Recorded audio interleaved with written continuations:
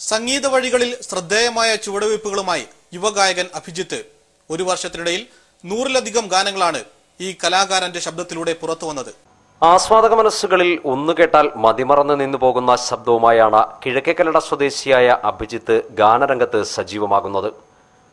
ആൽബങ്ങളും ഭക്തിഗാനങ്ങളും ഉൾപ്പെടെ നിരവധി പാട്ടുകൾ പാടിയിട്ടുള്ള ഈ യുവഗായകൻ സിനിമയിലും പാടി തന്റെ കഴിവ് തെളിയിച്ചു കഴിഞ്ഞു.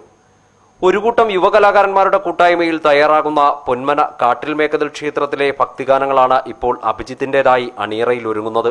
യുവകവി ജോസ് ടൈറ്റസ് രചന നിർവഹിച്ചിരിക്കുന്ന ഗാനങ്ങൾക്ക് സംഗീതം നൽകുന്നത് അരുണീശ്വറും സഖാവും സലീലുമാണ്. ആചാരപ്പെരുമയും മനോഹാരിതയും കൊണ്ട് ആയിരങ്ങൾ വന്നുചേരുന്ന കാട്ടിൽ ക്ഷേത്രത്തിലെ ഗാനങ്ങൾ മനോഹരമായാണ് അഭിജിത്ത് പാടിയിരിക്കുന്നത്. നമസ്കാരം, എൻ്റെ പേര് അഭിജിത്ത്.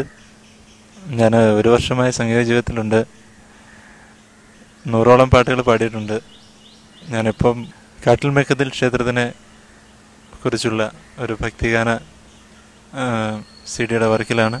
7 വലം വെച്ച് മണികെട്ടിട കാട്ടിൽ മേക്കതിൽ നടയിൽ വന്നു പേരാലിൻ കൊമ്പിൽ കുടമണിക്കിലുങ്ങി പേരാലിൻ കൊമ്പിൽ കുടമണിക്കിലുങ്ങി പേരറിയാത്തൊരു സായുജ്യമുള്ളിൽ. യൂട്യൂബിൽ ഈ കലാകാരന്റെ പാട്ട് കണ്ടതാണ് ഭക്തിഗാനാലാപനത്തിന് ഇടയാക്കിയതെന്ന് അണിയറ പ്രവർത്തകർ പറയുന്നു. ഞങ്ങൾ ഈ റെക്കോർഡിങ്ങിന്റെ സമയത്ത് യഥാർത്ഥത്തിൽ വിസ്മയിക്കുകയായിരുന്നു. സ്വരങ്ങൾ കൊണ്ട് അത്ഭുതപ്പെടുത്തുന്ന കാര്യത്തിൽ അഭിജിത്ത് കാണിച്ചൊരു മാന്ത്രികത. അതിഗംഭീരമായിട്ട് പാട്ടുകൾ പാടിയിട്ടുണ്ട്. കാട്ടിമേക്കതിൽ ക്ഷേത്രത്തിന് വേണ്ടിയിട്ട് സജീവും സുരേഷും ചേർന്ന് പ്രൊഡ്യൂസ് ചെയ്യുന്ന കാസറ്റാണ്. ഇതിൽ പാട്ട് ആലോചിച്ചപ്പോൾ ഞങ്ങൾ യൂട്യൂബിൽ അഭിജിത്തിൻ്റെ പാട്ട് കേൾക്കുകയായിരുന്നു. അഭിജിത്തിൻ്റെ പാട്ട് കേട്ടപ്പോൾ തന്നെ ഞങ്ങൾ അപ്പോൾ ഫിക്സ് ചെയ്യുന്നു, അഭിജിത്ത് തന്നെ പാടിയാൽ മതിയെന്ന്.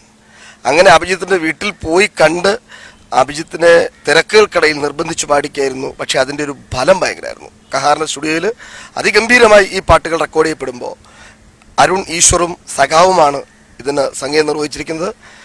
എൻ്റെ രചനയാണ്.